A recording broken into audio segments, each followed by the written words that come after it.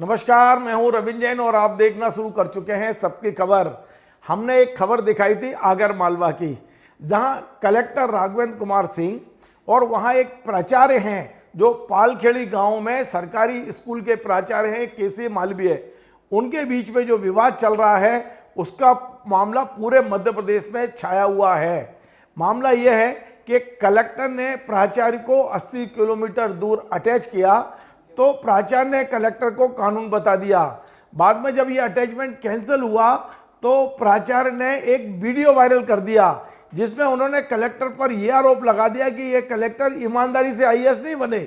ये कलेक्टर, ये जिस तरह से नीट की परीक्षा हुई है, बेईमानी हुई है, उस तरह से ये कलेक्टर बने हैं। एक आईएएस मुझे लगता है कि निश्चित ही वो ईमानदारी से आईएएस नहीं बने, नीट के घोटाले की तरह आईएएस बने, जिन्हें नियमों का ज्ञान नहीं है और दबाव में आकर काम करते हैं।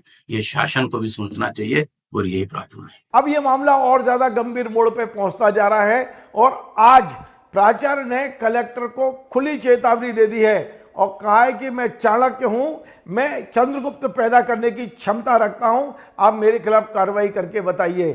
पूरा मामला मैं विस्तार से बताता हूं। दरअसल इस विवाद की शुरुआत हुई थी पालखेड़ी गांव में। लगभग 350 बच्चे हाई स्कूल में पढ़ते हैं और इन 350 बच्चों पर जनवरी से अभी तक पीने का पानी नहीं है और प्राचार्य चाहते थे कि जो सरपंच हैं वो पीने के पानी की व्यवस्था करें। इसके लिए वे लगातार सरपंच को पत्र लिख रहे थे, एसडीएम को पत्र लिख रहे थे, शिक्षा विभाग को पत्र लिख रहे थे, कलेक्टर को पत्र लिख रहे थे। लेकिन जब पीने के पानी की व्यवस्था नहीं हुई तो उन्होंने एक चेतावनी दी थी। चेतावनी ये थी कि यदि सरपंच पीने का पानी नहीं देते हैं स्कूल में तो हम उनके खिलाफ एफआईआर कराएंगे। सरपंच भारतीय जनता पार्टी के थे। वे भारतीय जनता पार्टी के जो विधायक है मधु गहलोत, उनके पास पहुंचे 8 जुलाई को। 8 जुलाई को मधु गहलोत को जाके सरपंच ने बताया कि एक प्राचार्य की इतनी हिम्मत कि वो सरपंच के खिलाफ एफआईआर कराने की बात कर रहे हैं। तो मधु गहलोत ने तत्काल कलेक्टर को फोन लगाया कि इस प्राचार्य को कहीं और फेंक दो, और कलेक्टर ने भी नियम कानून की जानकारी नहीं ली और इमीडिएट एक आदेश जारी कर दिया। उन्हें सोयत खुर्द नाम के एक गांव में भेज दिया, 80 किलोमीटर दूर अटैचमेंट कर दिया। अटैचमेंट के तत्काल बाद प्राचार्य ने कानून की जानकारी कलेक्टर को भेजी कि आपके पास तो अधिकारी नहीं है, आप हमारा अटैचमेंट नहीं कर सकते हो। कलेक्टर को अपनी गलती का एहसास 24 घंटे में हो गया। 9 जुलाई को कलेक्टर ने उस अटैचमेंट के आदेश को कैंसिल कर दिया। इस आदेश के कैंसिल होने के बाद प्राचार्य और गांव के लोगों ने कलेक्टर को उनका एक कह सकते हैं औकात दिखाने की बात, कलेक्टर को उनकी औकात दिखाने के लिए जानबूझ के एक ऐसा कार्य किया जो पूरे देश भर में, पूरे मध्य प्रदेश में चर्चा का विषय बना। दरअसल अटैचमेंट कैंसिल होते ही प्राचार्य महोदय घोड़े पर बैठकर गांव में पहुंचे। बरमाला उनको डाली गई, माला ही मालाएं उनको डाली गई और वे जुलूस के रूप में, ढोल बजारे के रूप में, नाच गाने के रूप में स्कूल पहुंचे और स्कूल पहुंचकर उन्होंने एक वीडियो बनाया जिस वीडियो में उन्होंने कलेक्टर को खूब जम के कोसा। उन्होंने कहा कि कलेक्टर पे इतनी क्षमता नहीं है कि वो मुझे यहाँ से अटैचमेंट कर पाते। प्राचार्य ने यहाँ तक कहा कि कलेक्टर नियम अनुसार नहीं है, ईमानदारी से कलेक्टर नहीं बने हैं। इस घटना के बाद जब वो वीडियो हमने चलाया प्रमुखता से, हमारे बाद कई और चैनलों ने चलाया, उसके बाद में कलेक्टर ने ऐसी खबर आ रही है कि कमिश्नर को प्रस्ताव भेजा है कि इन प्राचार्य के खिलाफ अनुशासनहीनता की कार्रवाई की जाए। अब प्राचार्य को नोटिस मिल गया है, शिक्षा विभाग ने उनको बयान के लिए बुलाया है। यद्यपि ये बात दूसरी है कि प्राचार्य फिलहाल कोई बयान देने नहीं जा रहे हैं। आज हमने कलेक्टर साहब को भी फ़ोन लगाया लेकिन उनका फ़ोन नहीं लगा। हमने प्राचार्य को भी फ़ोन लगाया, उनसे हमने फ़ोन पे बात की और मैं आपको बता दूं, हमने बड़ी जिम्मेदारी से प्राचार्य से ये कहा कि हम इस टेलीफोन को रिकॉर्ड कर रहे हैं और हम अपने दर्शकों को सुनवाएंगे। उनकी सहमति से हमने ये रिकॉर्डिंग की है। ये प्राचार्य हैं केसी मालवीय है। आज तो उन्होंने साफ साफ कह दिया कि मुझे सस्पेंड करके तो दिखाओ, मेरे खिलाफ कार्रवाई करके तो दिखाओ। उन्होंने कहा कि मैं चाणक्य हूँ, मैं चंद्रगुप्त पैदा करना जानता हूँ। यानी कि एक प्राचार्य किस तरह आत्मविश्वास से भरे हुए हैं, किस तरह वो शासन प्रशासन को चुनौती दे रहे हैं। यद्यपि उनका कहना है कि कलेक्टर बड़ा पद होता है, सम्मानित पद होता है, मैं कलेक्टर के पद से माफी मांग सकता हूं लेकिन उसकी कुर्सी पे बैठे व्यक्ति से नहीं मांग सकता हूं। और उन्होंने प्रयास किया कि वे कलेक्टर से मिलकर बात करें लेकिन कलेक्टर ने उन्हें मिलने का टाइम नहीं दिया। अब मैं आपको जो केसी मालवीय हैं उनकी पूरी ऑडियो जो मेरी बात हुई है वो सुनवाता हूं। किस तरह आज प्राचार्य ने कलेक्टर को सीधी सीधी चेतावनी दी है। हालांकि इसके बाद में अनौपचारिक बातचीत में भी प्राचार्य ने मुझसे ऐसी ऐसी बातें की हैं कि मुझे भरोसा नहीं हो रहा है। उनका कहना है कि यदि मुझे सस्पेंड कर दिया तो फिर भारतीय जनता पार्टी भी विचार कर ले कि उसका क्या होगा, मध्य प्रदेश सरकार भी विचार कर ले उसका क्या होगा। इस तरह की बातें भी उन्होंने की है। लेकिन जो रिकॉर्डिंग है, जो मैंने रिकॉर्ड किया है, जो उनकी सहमति से किया है, वो सुनवाता हूं। ये प्राचार्य कितने आत्मविश्वास से भरे हैं। लेकिन एक बात और बता दूं, कलेक्टर भी अब उनसे बदला लेने के पूरे मूड में है।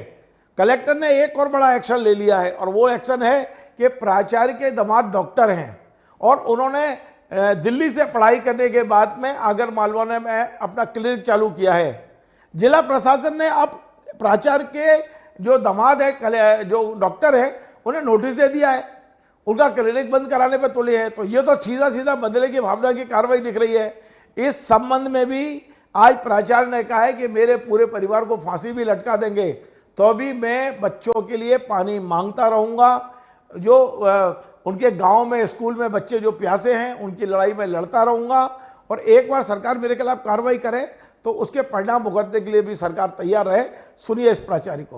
आप हमारे साथ जुड़ गए हैं आगर मालवा में पालखेड़ी के जो प्राचार्य हैं केसी मालवीय जी। मालवीय जी, आपको मेरी आवाज आ रही है? जी सर, नमस्कार। आ रही सर।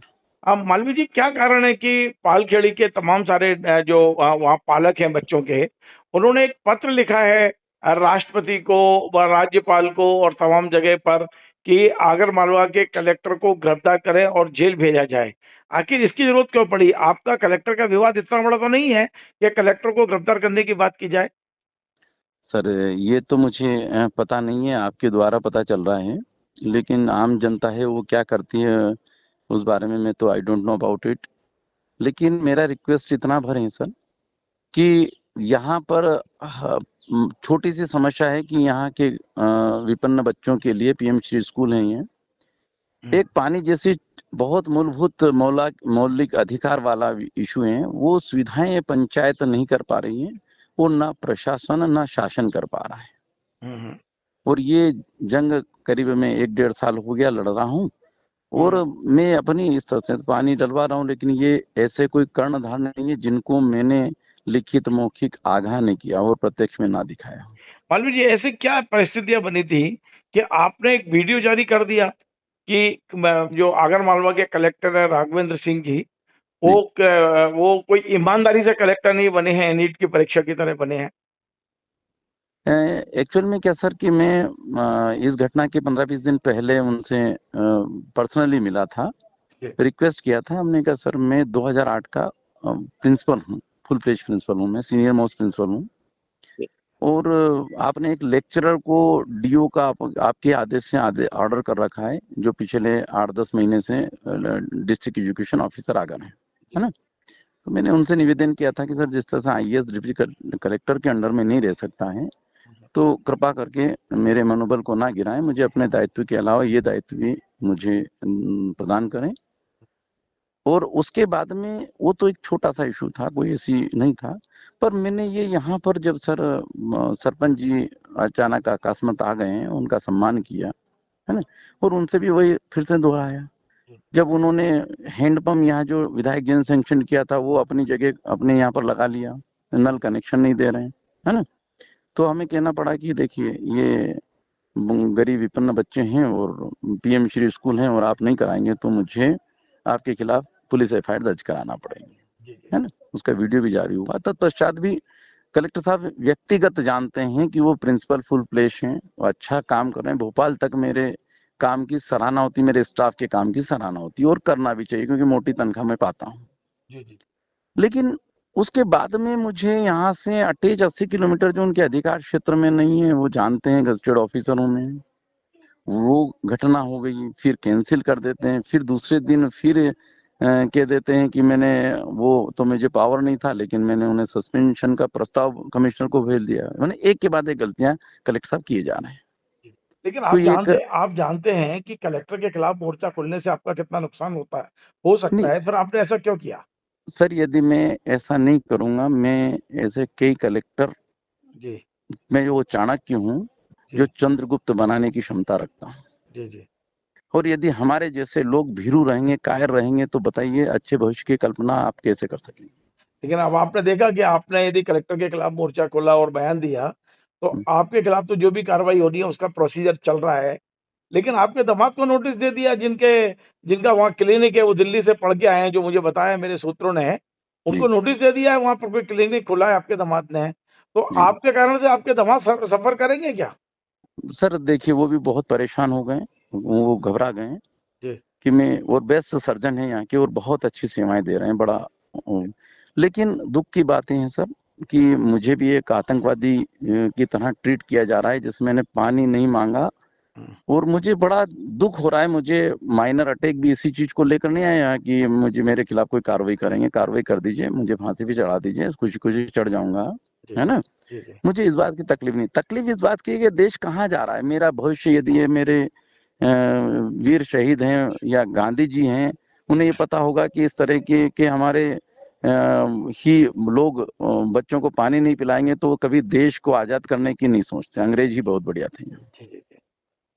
तो मालवीय जी, एक सवाल और है और बड़ा महत्वपूर्ण सवाल है कि जी। ये जो कार्रवाई पूरी कलेक्टर की ओर से हो रही है, क्या आप चूंकि दलित वर्ग से आते हैं जी और जो पत्र लिखे जा रहे हैं मेन लोगों को, चाहे राष्ट्रपति को लिखा गया हो या राज्यपाल को लिखा गया हो, उसमें जी मांग की गई है एट्रोसिटी एक्ट लगाया जाए कलेक्टर पे।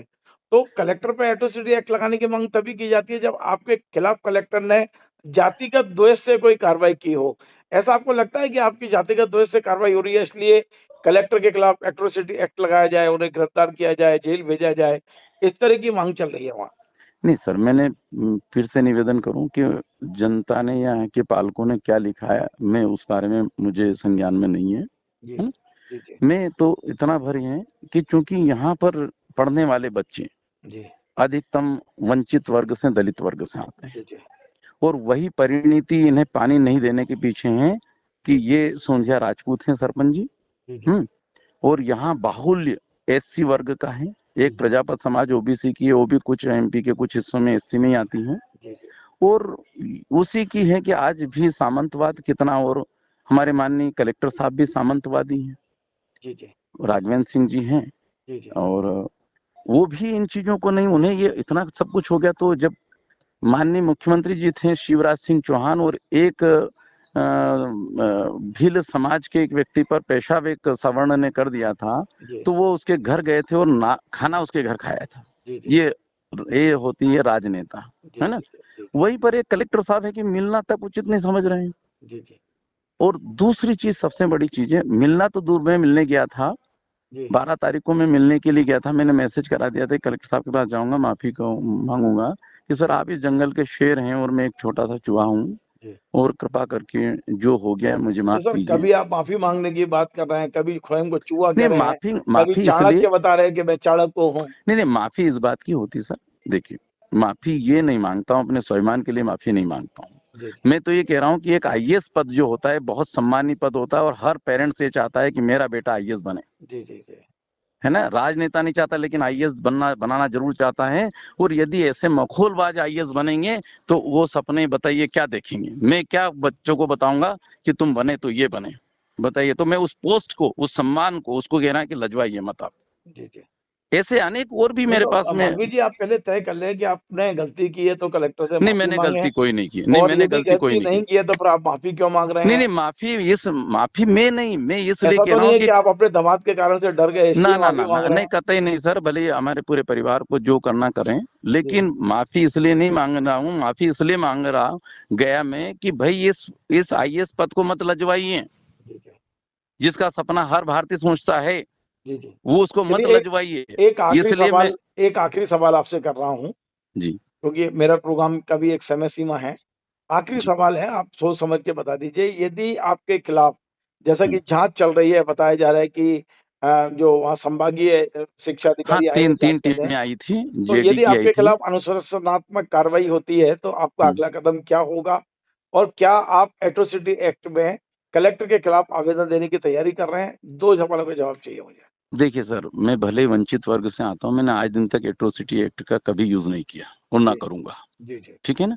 जी, जी, मैं तो, मेरी वही वानर सेना है, ये बच्चे हैं, और ये पेरेंट्स हैं उनके और ये ग्रामीण हैं, यदि मैंने कुछ किया होगा जी जी तो ये सब कुछ कितनी बड़ी ताकत है उसको चैलेंज ये लोग करेंगे, जी जी मुझे करने की आवश्यकता नहीं होगी। जी जी और यदि इन्होंने चैलेंज कर दिया तो मैं मानूंगा कि आज भी लोकतंत्र जिंदा है और लोग जिंदा दिली से जीते, भले उनकी गरीबी हो या वंचित वर्ग की हो। जी जी जी जी जी और नहीं है तो मेरा कोई स्टेप नहीं होगा, जो भी, चूंकि मैं एक बहुत छोटा सा सरकारी मुलाजिम हूँ और मुझे किसी भी तरह मरोड़ा जा सकता है और मुझे स्वीकार होगा सर, फांसी भी चढ़ाएंगे जब तो मुझे स्वीकार होगा, बट जो भी होगा मैं अपने बच्चों के लिए किसी भी स्तर तक जाने को तैयार हूँ, जिनकी वजह से मेरा घर चलता, मेरे बच्चे बच्चे पले बड़े हैं। मतलब आपका और कलेक्टर के बीच में किसी प्रकार का कोई समझौते की वो अभी तक कोई पहल नहीं नहीं, की है? समझौता समझौते का किस मेरा बात मतलब का? यही है कि दोनों की जो भी गलतफहमियां हैं, आप दोनों नहीं, अधिकारी गलतफहमी हैं। मेरी तो नहीं है, कलेक्टर साहब की है, मेरी कोई, मेरे तो साफ है कि बिल्कुल वो यदि नियमों को नहीं देखते, नहीं आता उन्हें, छोटे छोटे नियम भी नहीं आते हैं, तो आईएएस वो वास्तव में फिर से वही रिपीट कर रहा हूँ